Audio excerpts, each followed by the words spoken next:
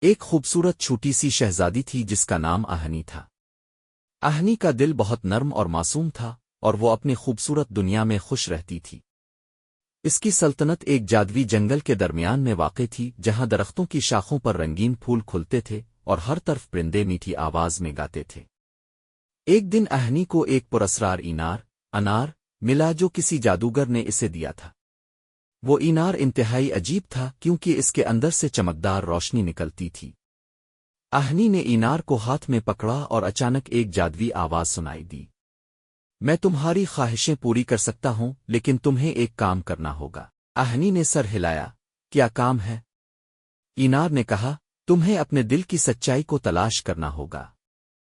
جب تم اپنے دل کی سچی خواہش پاؤ گی تب یہ انار تمہاری سب سے بڑی خواہش پوری کرے گا۔ آہنی نے دل میں سوچا اور اپنے دل کی گہرائی میں آتر کر اپنی سچی خواہش تلاش کی۔ کچھ دیر بعد اس نے اپنی سچی خواہش کو پہچان لیا، وہ چاہتی تھی کہ اس کی سلطنت میں ہمیشہ امن اور خوشی رہے۔ انار کی روشنی اور زیادہ چمکنے لگی اور اس نے آہنی کی خواہش پوری کر دی۔